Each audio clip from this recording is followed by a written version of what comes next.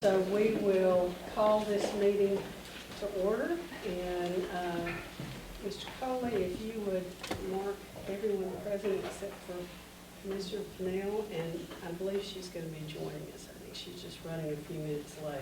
Okay. Before we move to our minutes, I want to start out the meeting by giving a congratulations and recognition to Commissioner Askew and Commissioner Small, who are going to be participating in the Tennessee Leadership class this year. Seems that there are other folks that have recognized what we know, that you two are both great leaders, and so congratulations. The first item that we have on our agenda is approval of our May 16 minutes. Those have been provided to the board, so and I will pause for just a moment here. Sorry. That's okay. Move to approve. Second. All right, approval of minutes is what we're on, Sarah. All in favor, say aye. Aye. All right. And now I'm going to move on to recognize Gabe for the first official action. Commissioners, each year we review our cash investment policy to look to see if there's any changes we need to make. This year there is a minor change due to state law, and so I recognize Mark Walker to give you that update on that change.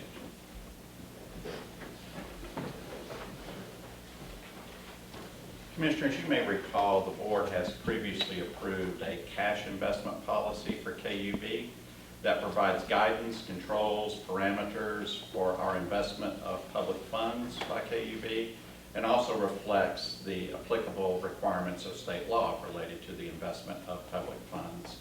As Mr. Bolas mentioned, each year there's an investment advisory committee that was created by the investment policy that includes myself, the manager of accounting, and some other employees appointed by the president.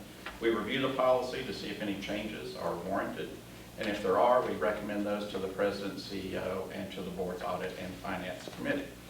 We did complete the review for this year. We did identify one change that needed to be made, and we did discuss it with the audit committee at their meeting back on March the 27th. So what is the change?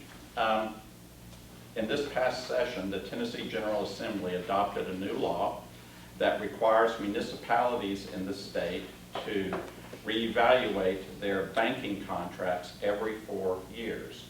With that reevaluation including going out and doing a request for proposals and getting proposals and evaluating them from at least 2 competing banks. Now, when this legislation was first introduced, we talked to the comptroller's staff, and they informed us that this is not intended to be applicable to independent agencies of municipalities that operate or supervise their own investments, manage their own investments, such as KUB. Hence, not applicable to KUB. But when we heard that, we said, well, the way we read the law as it's written, it would probably be helpful if we had some exception language in there to make it perfectly clear that it's not applicable to KUB. So as years go by and someone's reading that, it would be perfectly clear. They declined to do that, and instead they did provide us with a letter from the legal counsel staff of the comptroller, their head counsel, that basically says, for those, as I mentioned previously, not applicable to independent agencies that manage their own investments. So not applicable to KUB. But when we talked about this with the audit committee back in late March, we felt it was still prudent for us to amend our cash investment policy to include some language that reflects that banking services requirement isn't applicable to us, and citing the letter from the comptroller as evidence of that. So that is the only change we have in this revised cash investment policy. We do think it's really helpful to have that in there, so as when I'm long gone and Chris is long gone, that it'll be codified somewhere that it's not applicable. So that's the whole purpose of this. I'll be happy to answer any questions you might have. Any questions? All right, so this is Resolution 1399, resolution adopting a revised Knoxville Utilities Board cash investment policy. And this will be first and final reading. We need a motion and a second. So moved. Second.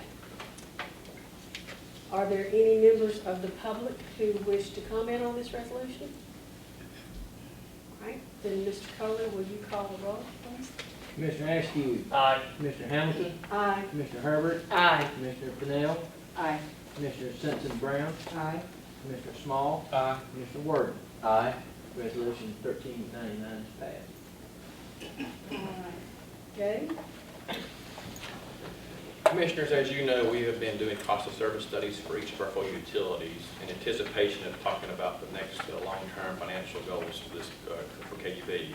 We did the electric and gas this past year. You heard the results of those studies. We have now completed the water and wastewater cost of service study, and I've asked Mike Boland, Vice President of Utility Advancement, to present you those results. Thank you, Mr. Bowles. As Mr. Bowles just stated, prior to the upcoming discussions on potential rate actions in 2020, the board directed us to undertake cost of service studies related to all of our utility systems. We contracted with Utility Financial Solutions to perform the study, UFS. We previously presented the results of the studies on the electric system in March of 18. Last fall, November, we presented the results of the cost of service studies on the gas system.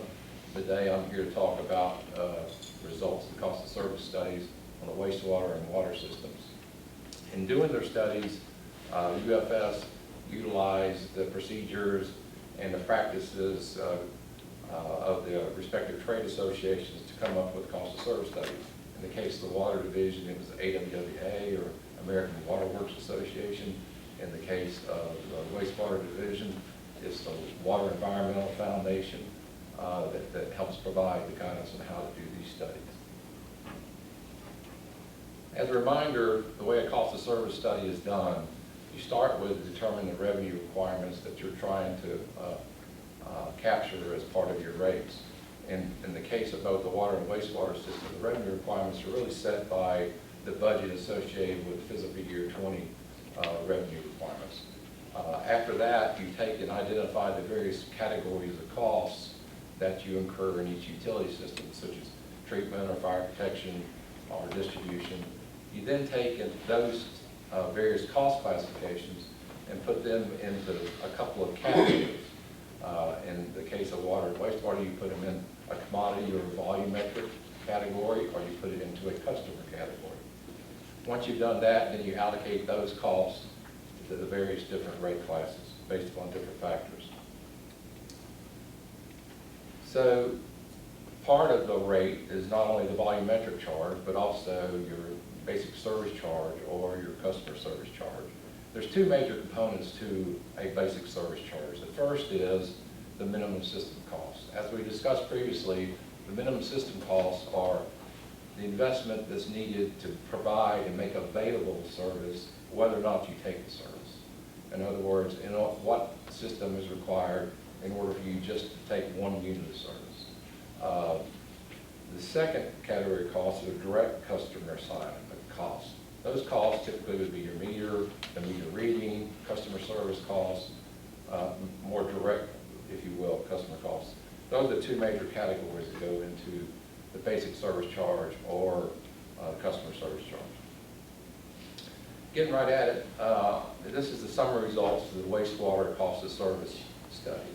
The study indicates that similar to both our electric and gas system, the residential customers are paying a little below their calculated cost of service.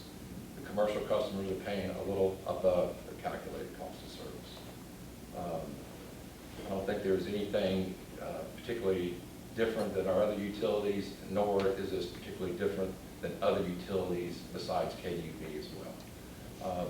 The UFS noted our investment in our system is higher than what they would typically see in wastewater systems.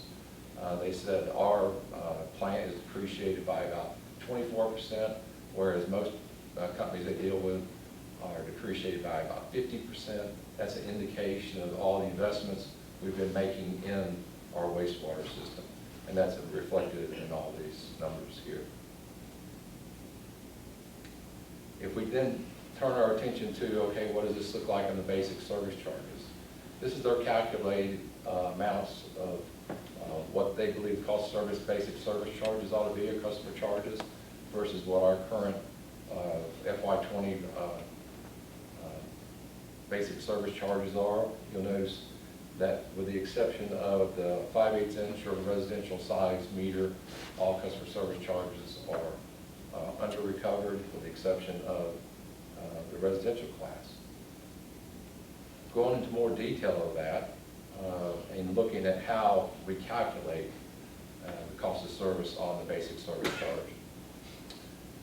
You'll notice that the biggest bulk of the customer service charge really are the collection of those investments in the collection systems that's necessary to provide service, necessary for it to be available, for you to be at your house ready to provide service. The collection facilities of $23 here, then the O&M part of that $5. In total, almost $33 to provide wastewater service.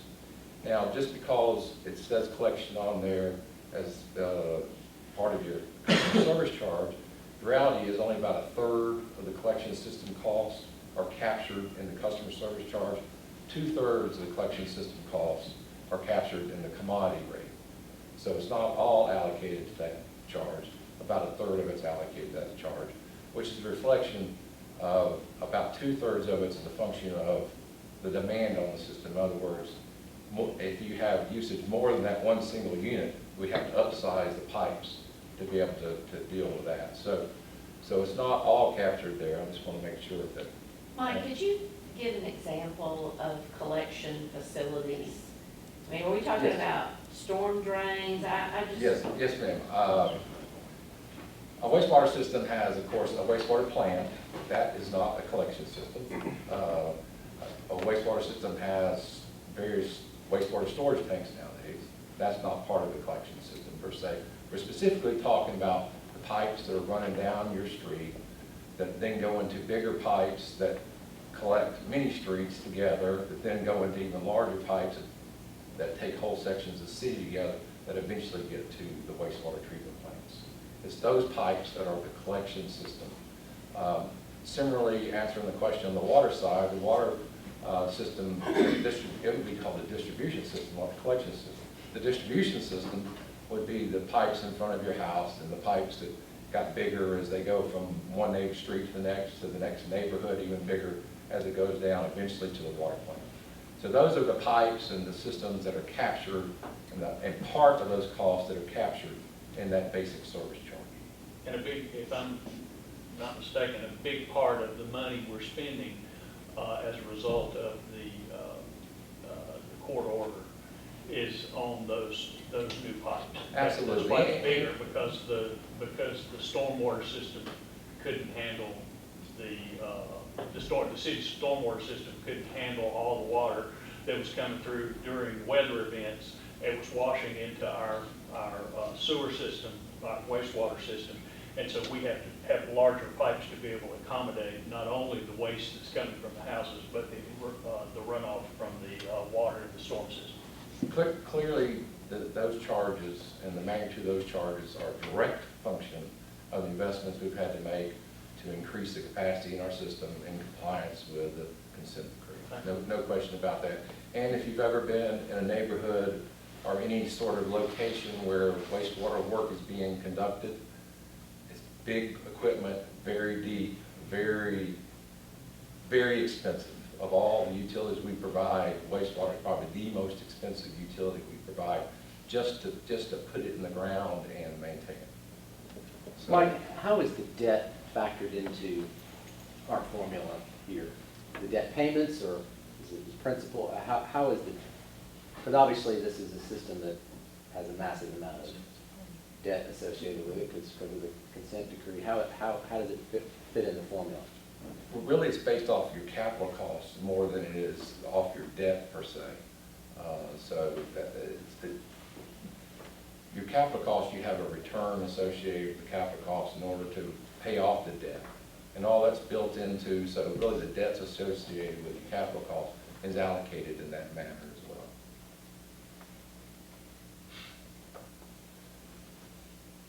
So with that, I want to start talking about the water system.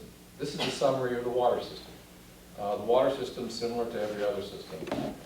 indicates, the cost of service indicates that our residential customers on a cost of service basis are paying less than their cost of service, and the commercial customers are paying higher than their cost of service.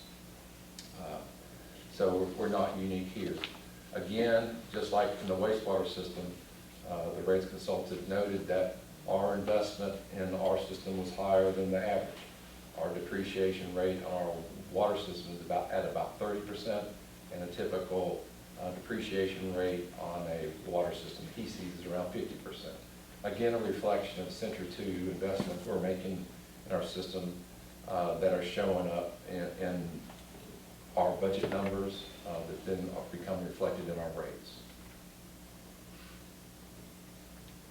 Looking at the basic service charge, customer charge associated with that, here are the results: cost of service versus our FY20 basic service charges.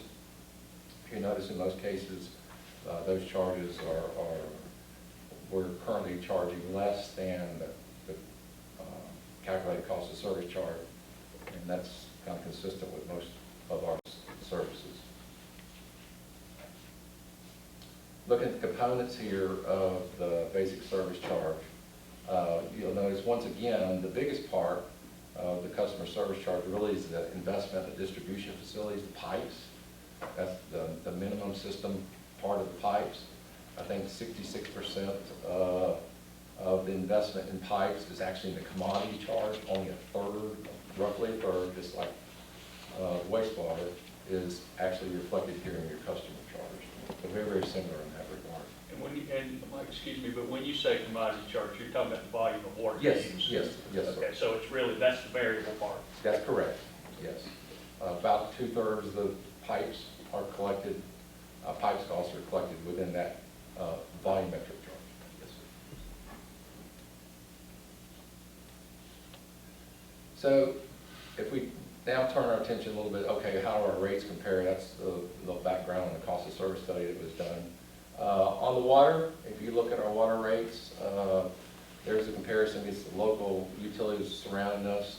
There's a FY20 rate increase that takes effect July 1st, is shown on this chart. And see, our water is still fairly competitive with our local competitors, if you will. Wastewater, on the other hand, is not, and it hasn't been. We're the utility that's under a consent decree that's had to invest several $100 million in our wastewater system. That funding has reflected itself in higher rates.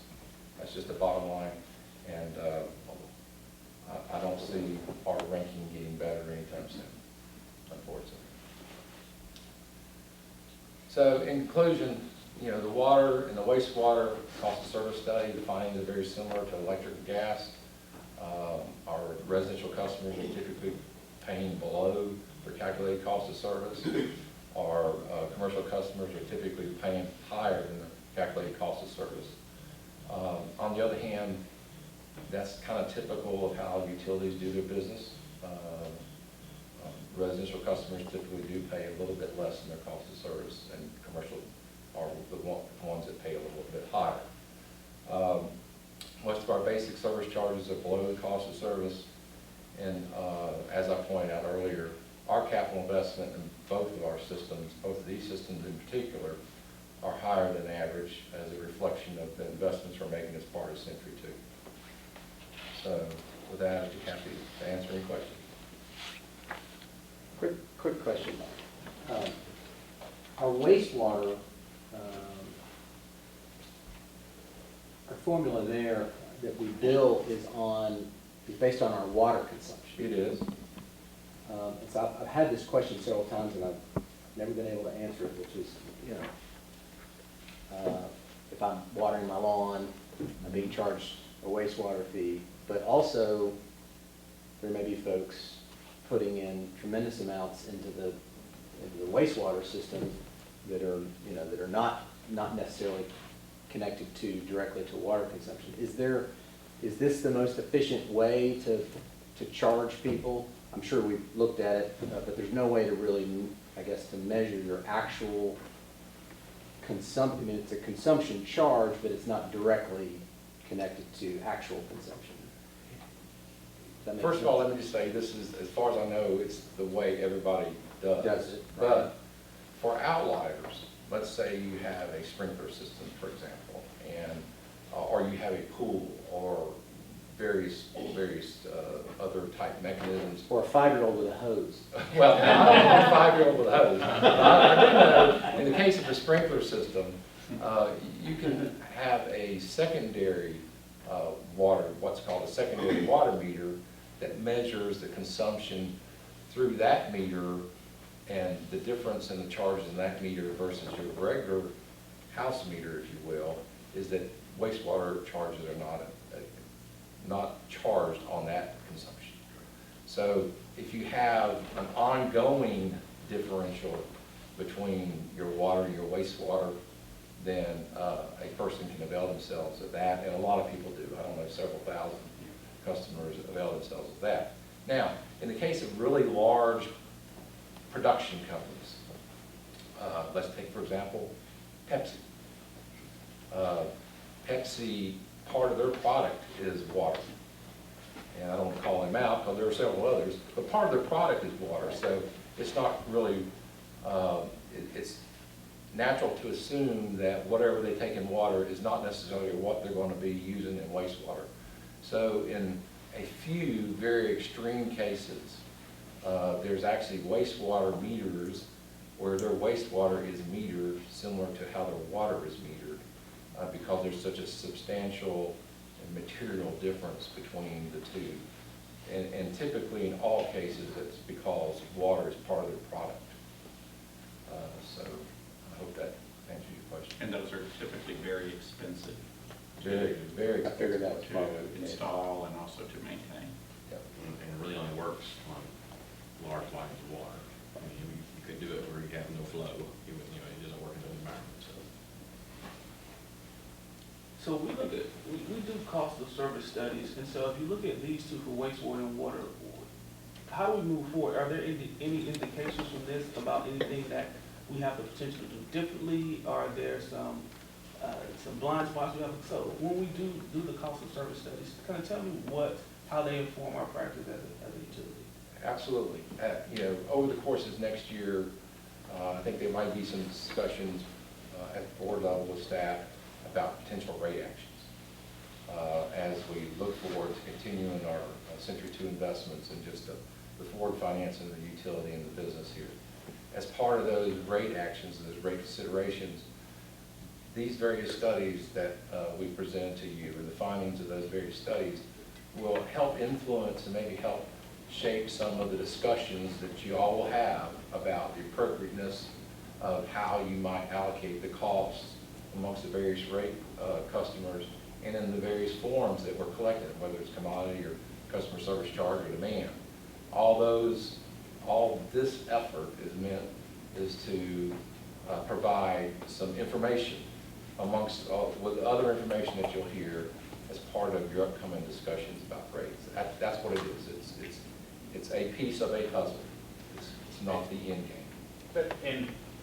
But the amount of money we need to run the utility and to provide the service that is demanded by the customers doesn't change.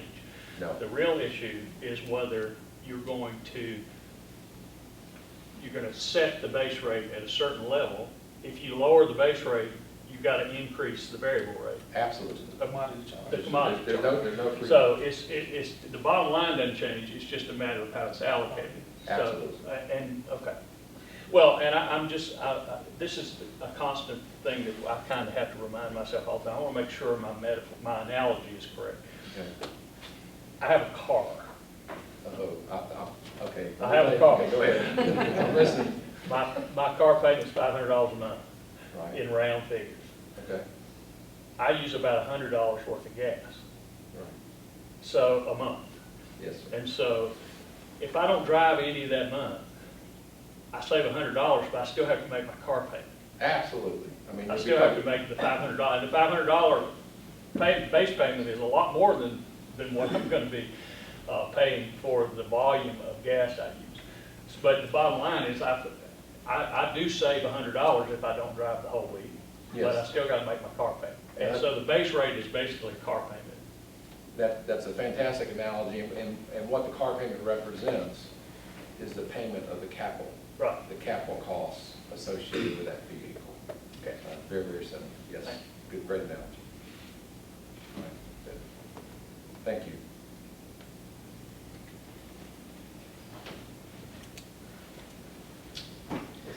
Commissioners, as you know, we are constantly looking at ways to improve the customer experience. And today I want to introduce Stephanie Talent. She's our team leader in our customer experience group to update you on some things we've been doing as far as community outreach and some of the designs we're doing to our utility bill, redesign we're doing that we'll hope we're out next year. Thank you, Mr. Bellis, and good afternoon, Commissioners. Good afternoon. I'm presenting this afternoon about progress we've made toward key customer initiatives we've established through a customer engagement project that we're doing. The initiatives were established as a way to help us focus our efforts on improving the customer experience. As you know, the KUB blueprint highlights our dedication to our customers. It's part of our vision, our core values. It's how we measure our success. And we care about our customers' experience. We strive to meet their needs and expectations through the ever-changing landscape of customer service options. An organization-wide team was established to look for ways of improving these key customer touch points. Progress is being made toward each of these, but the most significant work has been completed on the bill redesign, so that's where we'll be focusing our time today. Through the various phases of the redesign project, one of those included assessing the current bill technology. There's not been a significant change to our customer bill since 2002. And I know we get it each month as customers and are familiar with that. So we needed to assess the current bill technologies before we started the process of looking at new design concepts. So we did that through phase one. Phase two is really looking at gathering input from our customers, hearing from them, and also looking at what those design concepts could be. And then phase three begins this month, and that will really be the selection of new billing software and looking at how we communicate changes to customers. The bill redesign team was excited, and we worked hard to address customer frequently asked questions and concerns about their current bill. We wanted to look at elements we could include to help educate customers about how their habits and changes in weather and seasonal kinds of things can impact their usage and their cost. And then we also needed to ensure that we were meeting the unique needs of our different customer segments. Understanding the customer's point of view has been an important part of this effort. And eSource, a utility consulting and research firm, they worked with us to gather customer feedback for us. So we interviewed large commercial customers with their help, like the University of Tennessee. We conducted surveys and focus groups, and that was great information, and we all really enjoyed that process with our residential and small commercial customers. And what we learned through that process is really that these customers use their billing information for different things. Our large commercial and industrial customers, they use it to pinpoint potential problems and forecast consumption, while our residential and small commercial customers, they really use it, like I do, for budgeting and understanding the different ways they can pay their bill. And they also look at it for ways that they can save on their energy costs. In your packets today, we've provided a sample of our current bill, and again, I know we're familiar with that. But I do want to point out just a couple of things. We mentioned earlier that it's really been since 2002 that we've done some significant changes. But these consumption charts in 2002 were really considered kind of state-of-the-art, and they provided customers important information about how their usage fluctuates over the course of the year. What we learned through speaking with customers through those surveys and focus groups is that important information like the amount due and the due date, understanding ways they can save on their energy, and then how to make their payment, those were not as visible or as easy to read as they would like. And this static information that's on the back of the bill, the majority of customers weren't utilizing that. And so we just recognized through the conversations that we had some good opportunities for improvement there.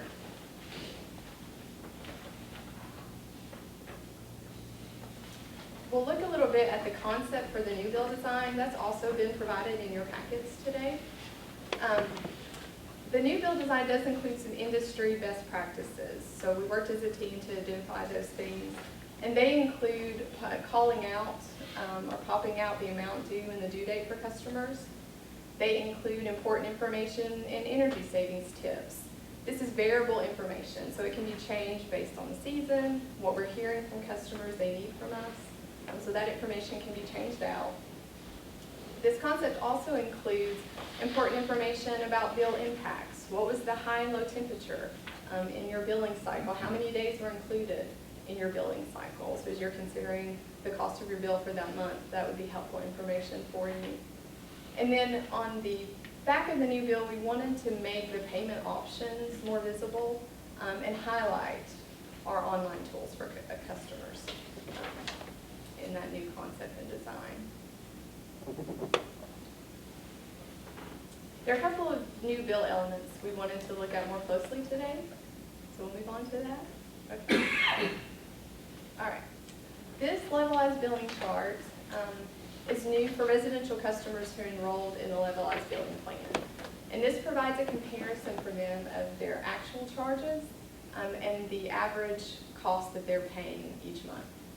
So over the course of the year, they can see the difference, which would be really helpful for them. This concept will also include, for customers, residential customers not enrolled in the levelized billing plan, we'll have the opportunity to show them what this could look like for them. So you could still look at what your actual charges are, but you may not be familiar with what your average could be. And so we could put this on their bill as a tool for them to be able to see that. We have a similar concept today on our website for customers who are not enrolled in levelized billing. And we're excited about the opportunity to potentially utilize a similar tool on this new bill. And then the last new element we wanted to highlight were some improvements to the billing detail.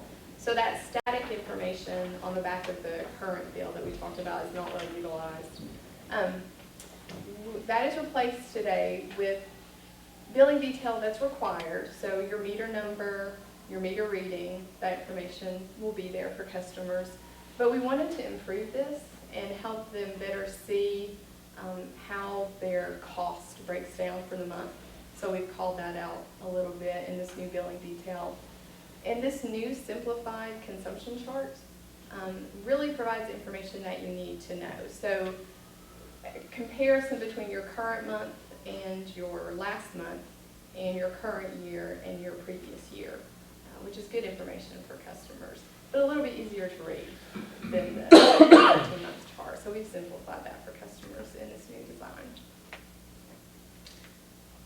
This may be too much detail, and I love this redesign. It helped, particularly like the levelized billing part, because there's still so much information, misinformation out there that a lot of people still believe there's a catch-up at the end of the year. And right. So once they, if you can see, this is It's a a rolling great average. tool for budgeting, especially if you're on a limited budget. You can help. You don't have the flexibility otherwise. But CCF, I don't know what that stands for. Okay, so that's a good question. And that came up in our focus groups and with our surveying of customers. So the terminology we use to measure utility. We, as a team, we looked at, is there a way to simplify that? Are there different terms we can use? And what we found across the industry is that some other utilities have asked a similar question, and they've come away with similar answers that if that's really how you measure that, then it's appropriate to include that information on the bill. So when you look at this total electric usage and the kilowatt charge, the kWh, what we wanted to do was still include that there because that's accurate.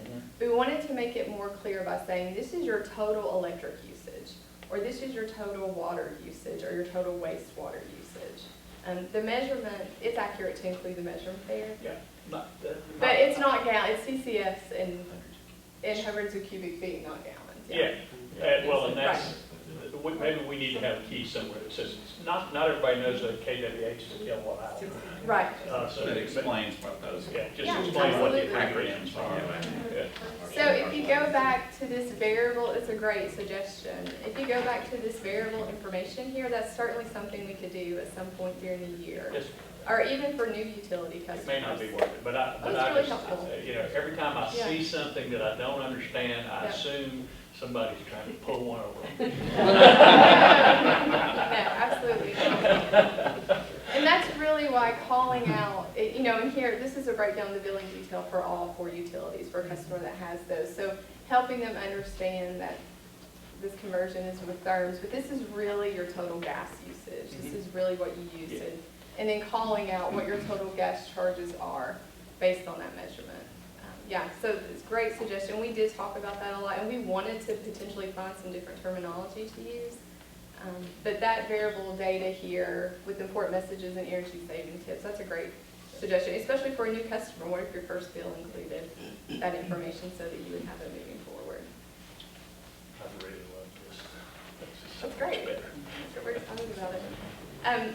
Our next steps really include the selection of that new billing software. So these design concepts are dependent upon the selection of that new tool and ensuring that it meets our needs. And so we're beginning that process this month and working through August on that.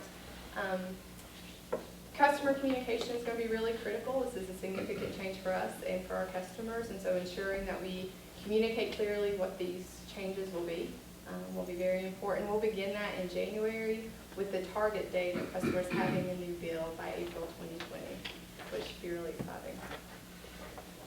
And will this go into effect on other mediums like the website? So if I look up my bill there, it would be in similar format? It would be in a similar format. Okay, Yes. and on the app as well? Yes, we did talk about that in today's presentation, but that is a part of this effort. So today, if you're a paperless billing customer, and you go to the website, you open a PDF of your bill. And so there's some opportunities for improvement there, looking at when you open a link, it's not a PDF, it's just like a rich text format of what your charges are. And so that new billing technology should help us make that vision sort of a reality. But yes, it would be consistent. And when we looked at the new design elements, we really wanted to be consistent with what a customer's experience is when they go to the website. So when you go to the website today, you can see energy savings tips. But not everyone may access the website. And so if one of the primary ways we communicate with you every month is your utility bill, we wanted to include some of that information there for our customers. That's a great question. One other thing, I may be weird, but I actually do use Not this. weird. Is You there do a way use on the it. website that we can go find out what we've done all year as opposed to just last month? There is. Okay. For customers, as we deploy our advanced meters, there is a portal that customers can access that shows them that information. The idea for the levelized billing chart actually came from some overlays that exist today in that advanced meter portal. And so bringing more of that information to a customer more quickly with fewer clicks would certainly be part of this effort too. Yeah. Thank you for your time. Are there any other questions? I know it's a lot to look at, so we're excited to provide you the samples to have. Just one other quick thing, just from a design piece, because I know a lot of customers struggle with vision issues and Yes. literacy issues. Yes. What is the symbol for the wastewater? It's It looks like a pizza. it's a drain. It's a drain. It's a drain. It's a good question. It's a watermelon. It's a watermelon. It's a drain. It's I was watermelon. like, the wastewater is a pizza. Yeah. So you're a little. I know another emoji. You're a little limited there. Sure. Yeah, I'm sure we've you're had a lot limited of to the fun number of. with some concept designs there. Yes. So the industry best practice, and then also when you're talking about customer expectations for, I like what I get in paper to match what I'm seeing in digital technology. So these icons were a good bridge to that. Yes, it's a drain. We did have a lot of fun with potential other ideas.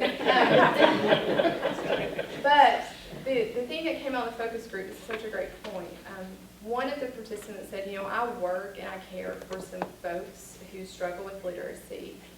that have some disabilities. And so they might not be able to read these words really clearly, but if you call out their total charges so that maybe they don't get lost here, but they can really see, what am I paying for electricity?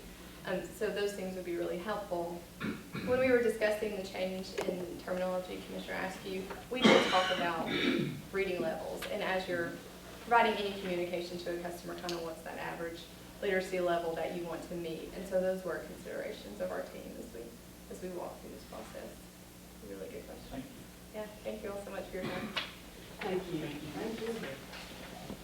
The engineering me, let you know that a CCF is 748 gallons. of Gallons, water. yeah. Oh, 1 CCF is 748 gallons. wow. That's why it's not an easy conversion. CCF, an acronym though for, 100 cubic feet of well, water. what's the first C? The C is the 100. Oh. You'll deal with the Greek or the Roman numerals. Yes. Yeah, sorry. Yeah. Edge daughter moved down the house. Right. CCF. Yeah, that's right.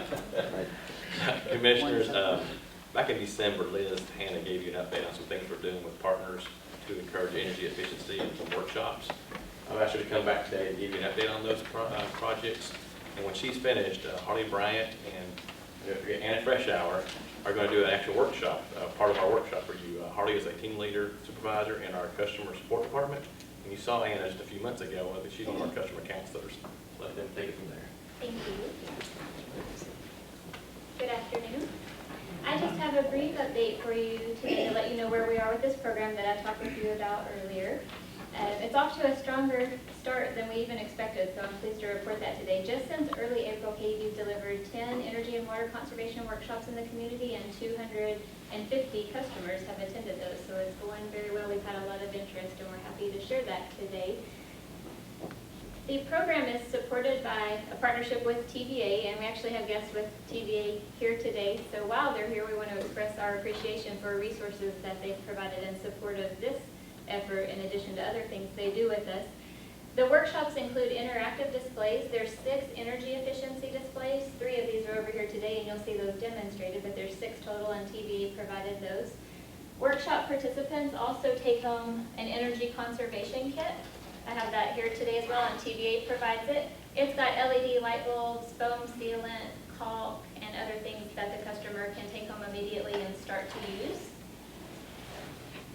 And customers also receive a water conservation kit that KUB provides. It's got faucet aerators, a flow restrictor, and leak detection dye tablets that you can use in the toilet to see if they have a leak. So those are the things that people leave the workshop with immediately. And as you may recall, I talked in December about the Savings in the House Partnership. That's the city's initiative. We've been an active partner in that for many years. In December, I talked about a grant that partnership received, and TVA and KUB's efforts on these workshops serves as an in-kind contribution for match on the grant funds that the other Savings in the House partners are receiving to deliver other outreach efforts.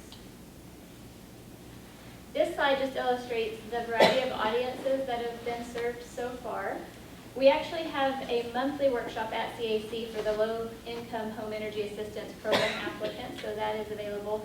CAC has also helped us connect with some of these other target audiences shown here, so they're a great partner in helping spread the word. And KUB is proactively promoting the workshop program so that we can serve as many interested customers as possible. The workshops are typically delivered by the utility service advisors and the customer counselors, so you'll see them today.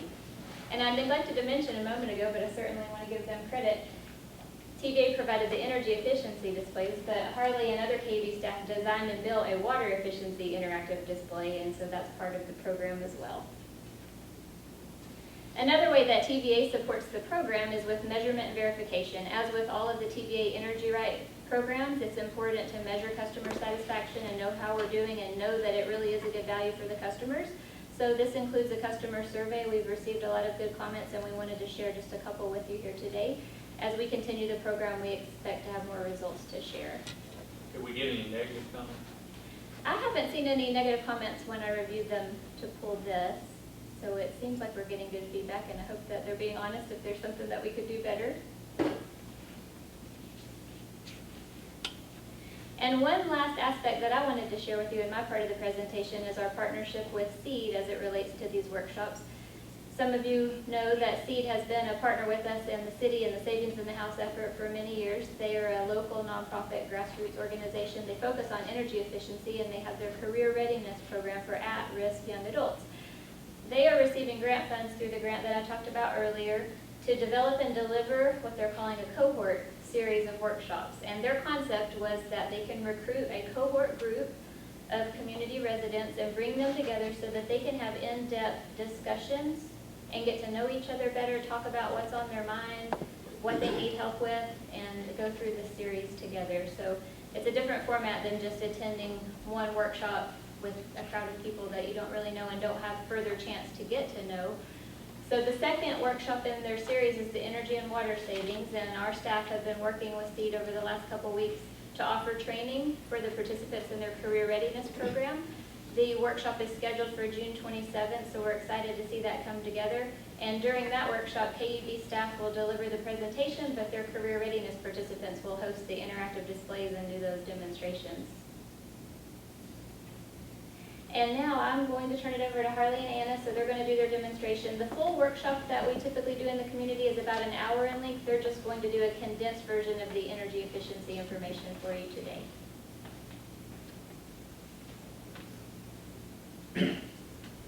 All right, as she said, we typically do these in the community and maybe take a little bit of time, so we're not going to take the whole time for the whole presentation, but we do have a snippet of kind of what some of the things we go over.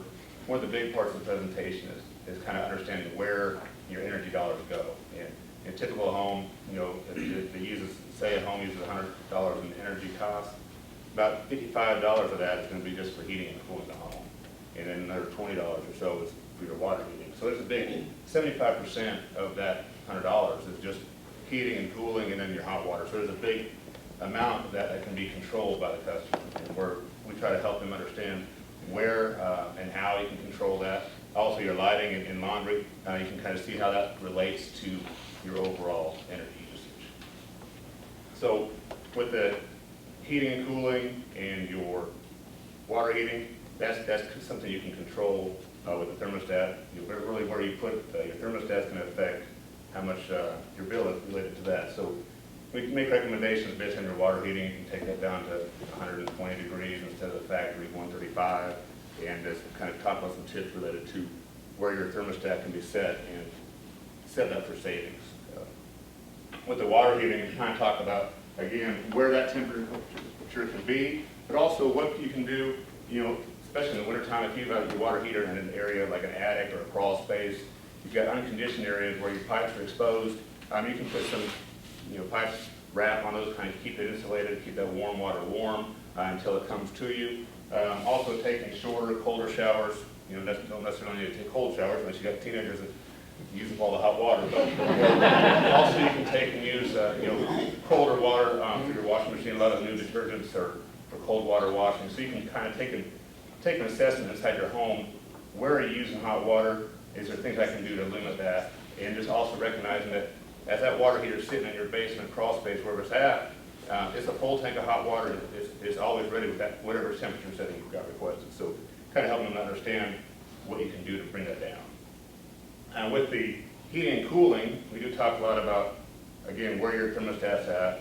This time of year, as the hotter, more humid days come out, you don't want to keep your house cold, so kind of where you put that at. The recommended settings here for your summer heating is summer cooling is about 78 degrees. In the wintertime, about 68 degrees, but most people aren't going to be having their cooling at 78 degrees in the summertime. That's pretty warm. So, but this kind of helps you understand every degree you move that, where that increase is going to be on your bill. So every incremental increase is a little bit of a percentage increase on your bill. So maybe think about when you're gone for all day, or if you're going to take a week vacation, setting that thermostat back. Or if you have a programmable thermostat, use that to kind of adjust the temperature to when you are home and when you aren't home. Another thing we talk about quite a bit is once you're paying to cool your home, once you're paying to heat your home, keeping that cold air in or keeping the warm air in, what you can do to kind of protect your investment there, really. So checking out your duct work, making sure you've got ventilation in different areas that are sealed up. don't have furniture blocking the registers and returns. And also with your heating and air conditioning, you know, change out your filters regularly. That unit needs to be able to breathe, so if your filters aren't changed out, it's going to be blocked up. And so kind of think about every 30 days changing that filter out. And you can get different varieties of filters. Most of them, you know, you can get the least expensive ones, about a 30-day filter. Change those out each month. Those allow the most airflow. If you have a lot of allergies or different things, and you want a more enhanced filter, like a 90-day filter, you may want to double check with your manufacturer of your unit, make sure it's going to be okay with that. But still got changed out at those regular intervals. And you can use your KUB bill as a reminder. You get it every month, or you can get an app on your phone. There's different ways to remember to change those filters out. Also, if you do find leaks in your ductwork, you seal them up with the UL 181 tape. Regular duct tape isn't really made for ducks. This type of tape will definitely last.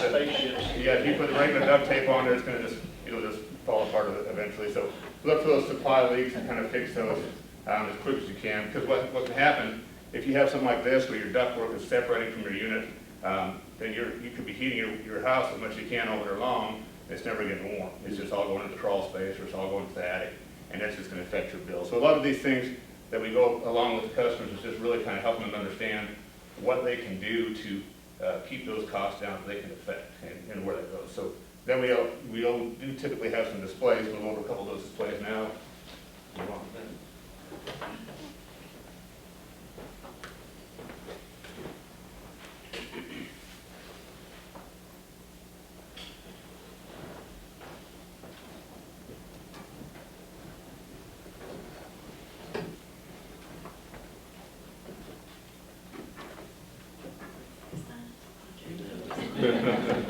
Good afternoon, Commissioners. I'm going to Harley, talk are a we little allowed to bit. see that too? Well, How far with the cord? it's kind of hard to kind of adjust it to have everybody look at it. It'll be out Could you here back after. that up so we can see it? Why don't you too? move down here? Great idea.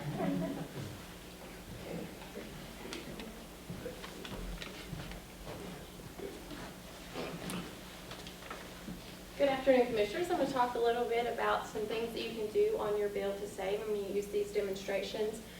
One thing that we all think about when it comes to our bills is our lighting. Over time, lighting has changed. We've gone from incandescent bulbs to compact fluorescent bulbs, and now we even have LED bulbs. If you look at just one compact fluorescent, when it comes on, this is a wattage meter, and it jumps up to about 59 watts. Just as soon as it comes on, it's using a lot of energy. If you take a look at a compact fluorescent, it gets to about 13. So it's using quite a bit less than the incandescent bulb is. If you compare that to an LED bulb, which uses about 7 to 8, it might jump up some because LEDs do take a little bit more time to warm up. But it's using quite a bit less than this. The interesting thing is if you turn on all of these bulbs, it's around 40, which is still way less than just one incandescent bulb. Now, LED bulbs are more expensive than an incandescent bulb, but they do last 3 times as long, so you do have to pay a little more up front, but over time, annually, an LED bulb costs around $1 to run, but an incandescent bulb is around $5.50. So you are, over that year, going to save that money to buy that better bulb. So as your bulbs are going out and it's time to replace it, LED is definitely the best option for your lighting.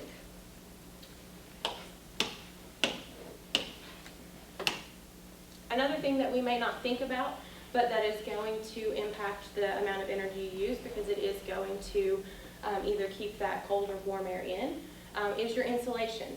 When you're looking at insulation, there are 3 types of insulation. There's fiberglass, there's cellulose, and there's foam.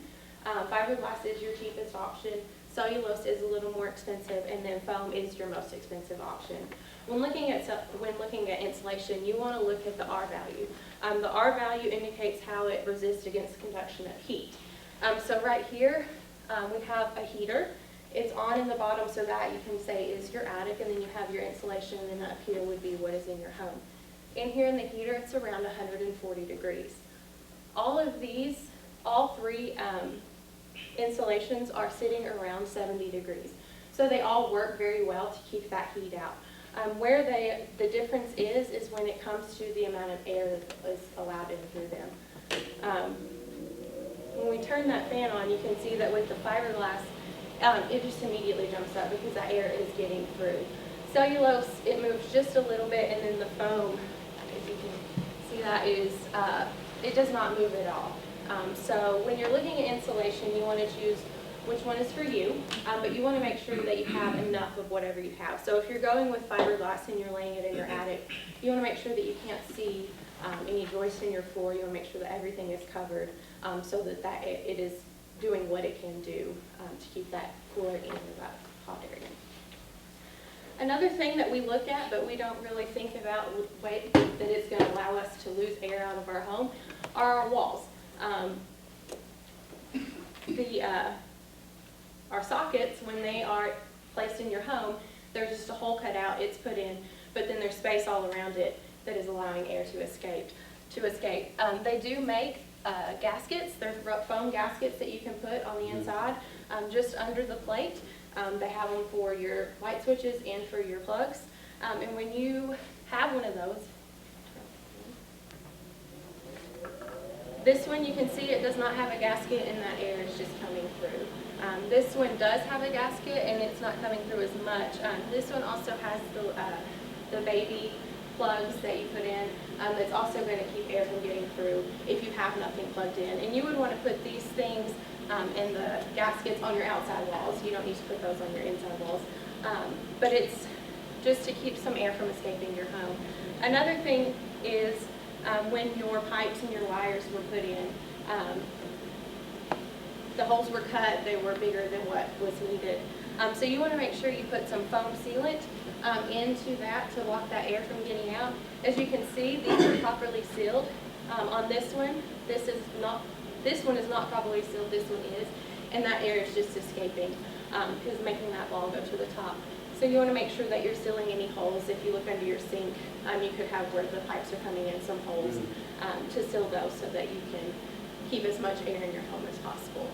These are just 3 of the 6 displays that we do when we go out into the community, and we'd be happy to answer any questions. Do you have this available online for people to watch? I need my husband to watch it. I think we do have some, and we have posted a couple, I think, on the Facebook page. About what type of attendance are you seeing at the CAC meeting? It's kind of varied. The ones that we're having monthly, we're seeing around 25. Some of those that are actually scheduled, that are certain groups, we've had around 50 to 60. So they're very well attended, all the ones that we've done. Yeah, that's great attendance, I think. And they've all enjoyed them. Everyone we speak to afterwards has learned something from attending. Absolutely, I've learned something. How often do you go to schools? We haven't been in the schools yet. We have, I think they have been in contact with a few schools that we could possibly, I know we're looking at helping the Boy Scouts and trying to get into with them, so. KUB is actually working now to develop an interactive display for youth and give us more resources to go out in schools. We do have some school presentations on various subject matter where there's an environmental science teacher that reaches out to us every year and she wants a whole series from energy efficiency to our biosolids program. I just know that if my son saw this, he would want to come home and make sure that my husband took care of everything. You're a landscaper. I know, So you can do all that they're stuff. in. Thank you. Thank you. Thank you.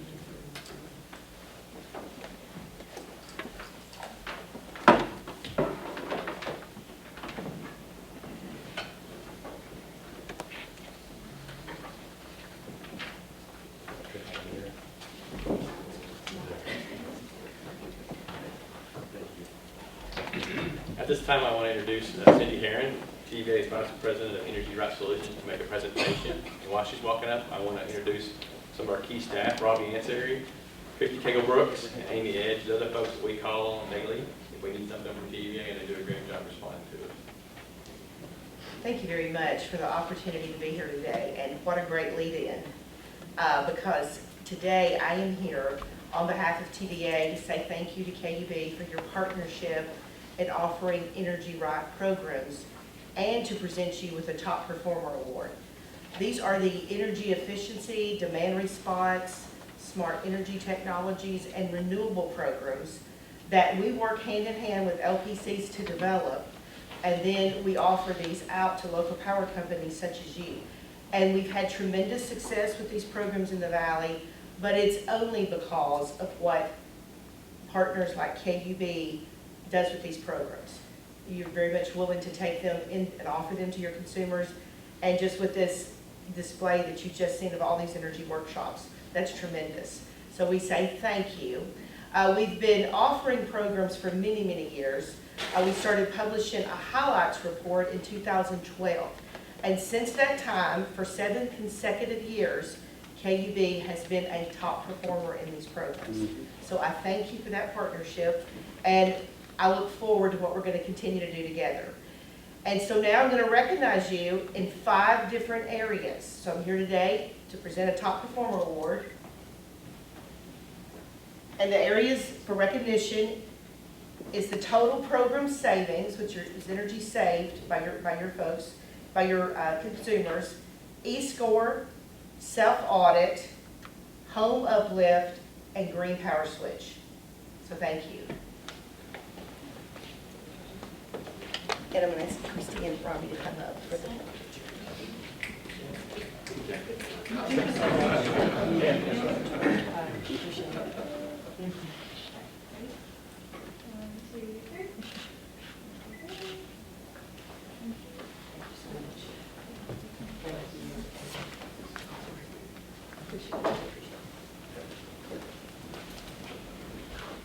I just want to say on behalf of the board, thank you so much for this recognition, and thank you for your partnership with KUB for all the past years. We've got a long history of working together, and we really appreciate what you've helped us to do in serving your customers, particularly in the programs that you've helped us to develop and that you've contributed to for our low-income customers.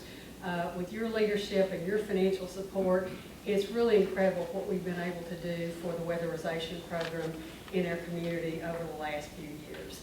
And so we just appreciate that, and we look forward to this partnership continuing and to the additional things that we can accomplish. Thank you. Thank you. I'm going to just echo those comments from that Chair Hamilton, so I'm going to jump in here real quick. I want to say thank you to TVA for what they've done in low-income weatherization.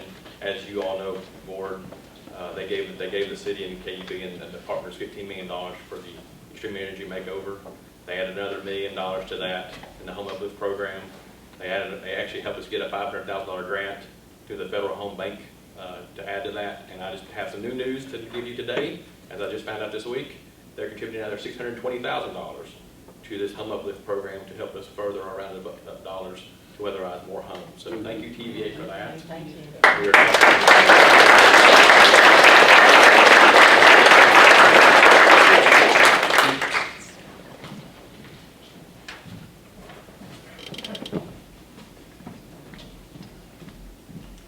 Thank you very much. We are now going to hear from members of the public who have signed up and want to address the board. Our procedures allow guests to have up to 5 minutes to make your comments. And when there is 1 minute remaining, the yellow light on the podium timer will go on. And when your time is up, the red light will go on. So our first individual that has signed up to speak is Constance Everett. Yes, ma'am.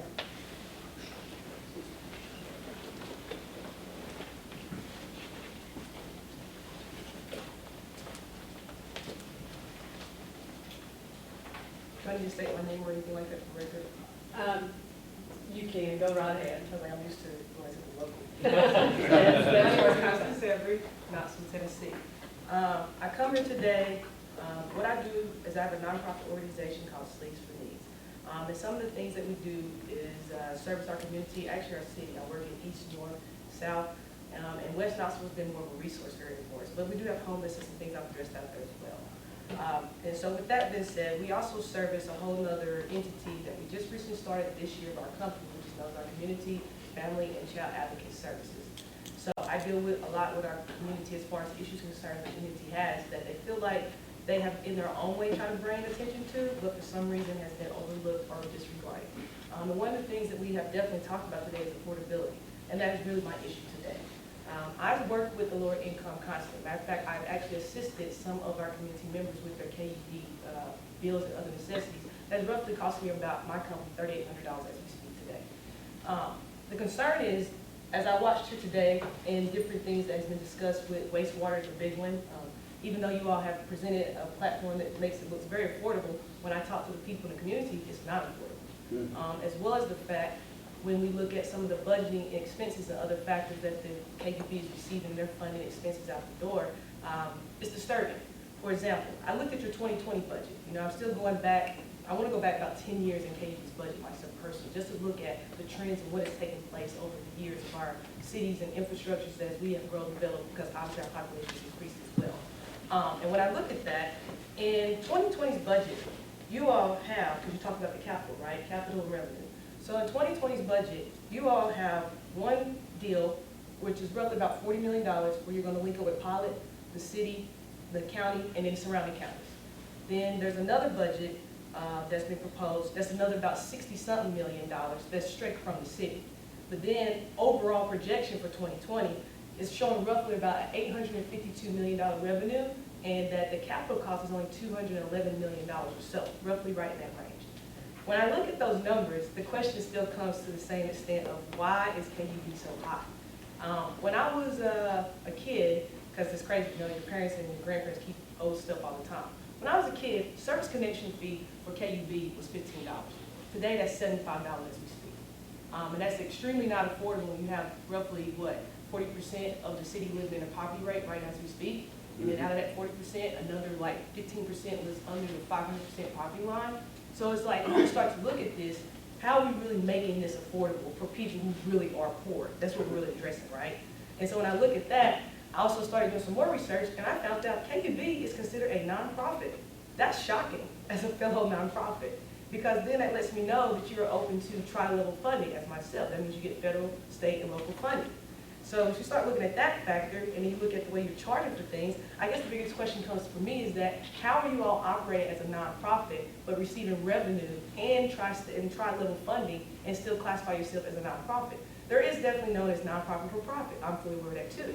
But there are regulations even to that. Like there's so much money you can make, so many things you can do just to classify yourself as still considered a nonprofit for profit.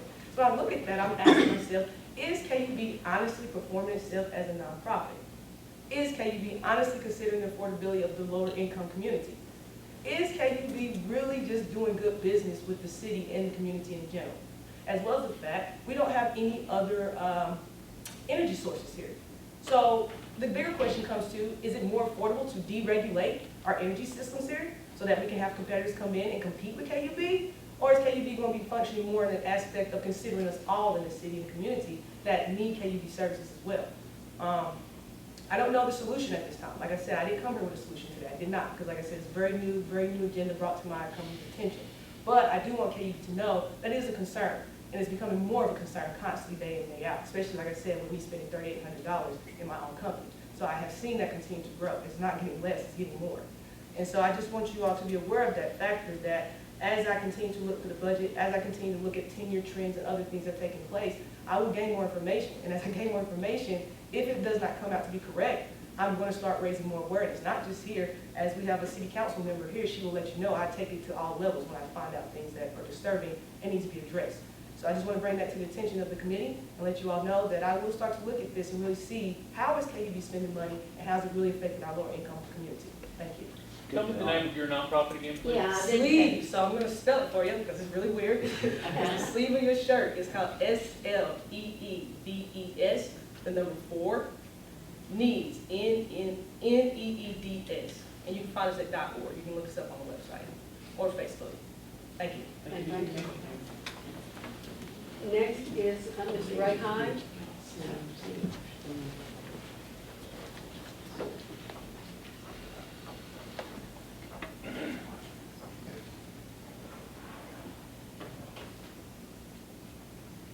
a basic service fee for seniors and disabled veterans is inhumane. What you're charging for that would buy lots of ramen noodles, and you with PhDs know what ramen noodles are. I'm an American. I'm a patriot. Went to a senseless war at the age of 19. I'm a constitutionalist. I stand on what it says. I don't skirt the edges looking for a way around. Now, saying that, during my February meeting here,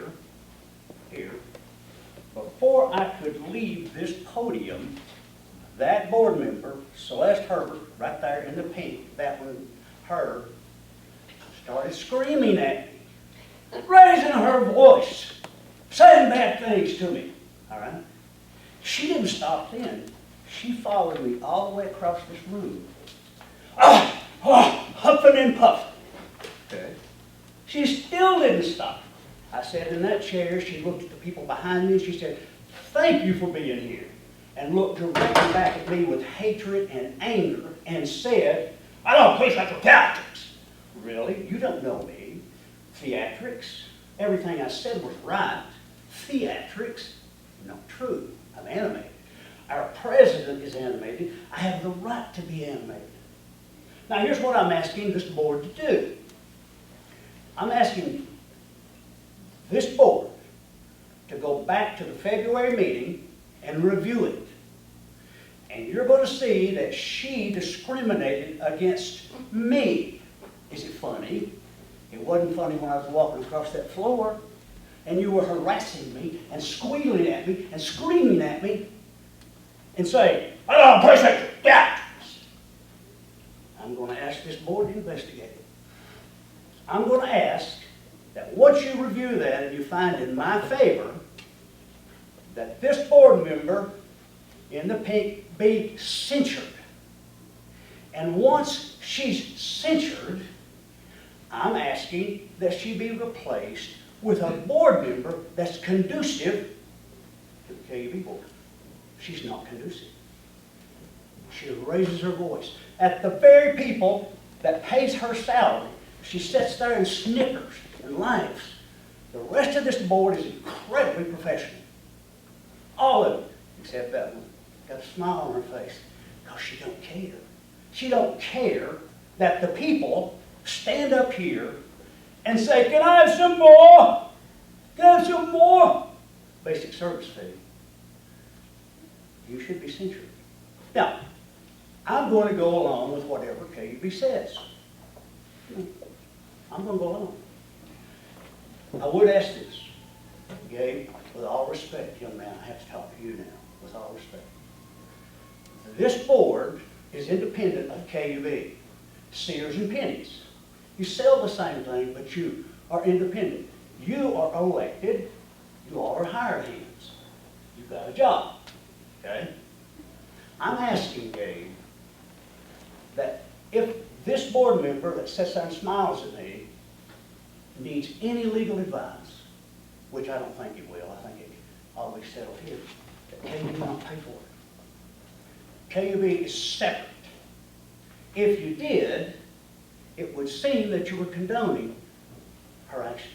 I'm going to talk something more to you, Gabe. We are people. We cannot afford a basic service fee, and we cannot afford a board member that does not care about the needs of the people, that discriminates against people. We don't need that. We can't have it. So, I'm asking, here's my letter.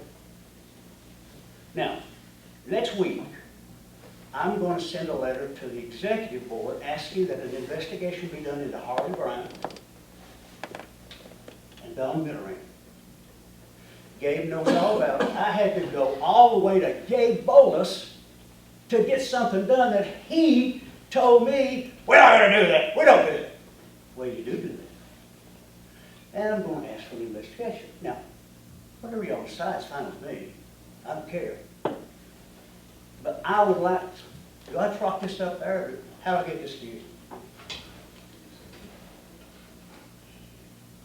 It goes to her. We'll give it to her. You promise? That's your time, Mr. Hyde, and I can assure you I will get the letter after the board meeting. I'd also like to say that I was at the meeting that you're talking about. I did hear Commissioner Herbert say that you were grandstanding a bit. I didn't hear her scream at you. Oh, she did? She did and- not have, well, here's the thing too, may I say, Sir. and then I'm gonna leave. See, she violated my First Amendment rights. Well, how did she do that? Once I sat down in this chair, I couldn't respond. Thank you. Just let me also say that I've worked with Commissioner Just look Herbert into for a it. number of years, My job is just to bring it to you. and she has Thank been the most you. professional and caring board member I have worked with. Councilwoman Seema Singh. This will be much nicer. Good afternoon. My name is Seema Singh, 1012 West Park Drive, 37919. I am coming here today. I didn't realize so many people talk about basic fees, and then I felt very lucky that I was here on a day where you guys really dug into it deep so I could see different points of view. But I'd like to share a couple other points of view. Just, I think we all have blind spots sometimes, and I just wanted to bring some of those things up. First off, I work for the city, so I know no matter how hard you work, and I don't think anybody here is trying to mess with people deliberately by any means. I know that the city and KUB get accused of that all the time, and that's not where I'm coming from at all. Where I'm coming from is that I think I have the most famous KUB bill right now in Knoxville. At the city county building, at the city council meeting. But basically my bill was, my usage charges were about $15 altogether, 10 for electricity, 2 for water, 4 for gas, and the rest of it were basic charges. The reason it was a very unusual month. It's never ever that low. But with my, I've lived in India on and off for short periods of time, and I don't take these basic services for granted at all. I remember waking up at 4 o'clock in the morning and gathering all the water that we need for the rest of the day. I remember when it was 105 degrees and the fans didn't even work. So it's just kind of in my nature. I don't use the AC unless I need to. I dry my clothes outside. Everything that the workshop was talking about, I do. So it makes me feel like no matter how hard I try, my neighbor who practically has the AC on with the windows open, our bills weren't that different. So to me it shows that my personal responsibility was not rewarded, and theirs, it didn't really make a difference to. So that's an important part, is the responsibility we put on people. And then I think KUB is an unusual company that, or business, corporation, whatever.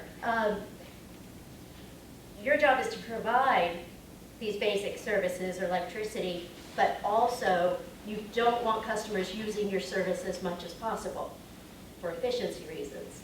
So it's kind of a strange juxtaposition. So that's what I wanted to talk about with the efficiency stuff, is that I think with the basic service, it takes away the incentive to save electricity and other utilities. The other point I wanted to make was about low income. There was a survey done in 37915, 37914 recently, and the top 3 concerns for those people, for that community was, first was gun violence, the second was youth opportunities, the third was KUB. You know, it's called keeping people broke, keeping you broke over there. And there's a lot of animosity in that community, thinking that KUB is trying to get over on people. I think the basic fees end up hurting those with the least. Knoxville has the highest Black African American poverty rate in all of Tennessee. It also has the highest basic fees. So we end up penalizing our most poor the most than anywhere else in Tennessee. And I think we can do better than that. The last point I wanted to make, actually that might be it.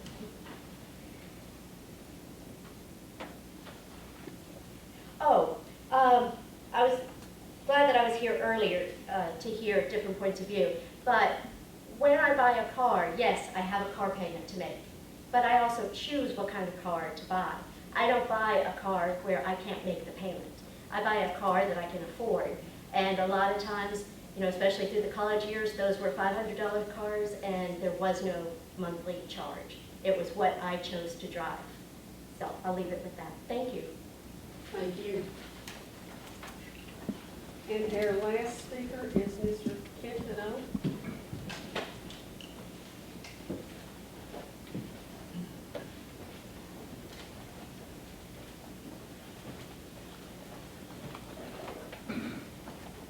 Yeah, good afternoon, Commissioners. Nice to see you again. I'm Kent Deneau, 311 West Glenwood Avenue. I just have two little things. I'm certainly not going to take up your whole 5 minutes. One, it's about transparency, and I know you're committed to that. And I think that it looks like there are more chairs here today than there have been before. And I know that as more and more people become concerned about dealing with the climate, more and more people become active in discussing it with elected and appointed officials, and so I think they're likely to be here. I was thinking about a couple of things. I know these measures have been adopted with other utilities. When I watch a video of the proceedings, which I do, sometimes I go back and look at videos to see and refresh my memory about presentations, but the public comments are not part of the video. And I'm wondering if you would consider changing that, because public comments, my public comment right now is actually part of the public activity, part of the public record. It would be good to go back and review those as well. So I'm just making that suggestion. The other thing I wanted to do, I'm part of the organizing committee for the climate concert, the Sing for the Climate concert coming up on the 29th. And I wanted to make sure that you were invited to be there. And in fact, a number of candidates for public office are coming as well. So it's an event that anybody involved with local government should attend, because the point of the thing is basically to inspire us all to take effective action in dealing with the climate. And I've got some of our small handbills here that I'll leave by the door for you all to make sure that you're invited. But please do come to the concert. The musical lineup looks fantastic. Thanks a lot. Thank you. All right. Following the adjournment of this meeting, the board will have a lunch session across the hall that is open for the public to observe. This meeting is now adjourned.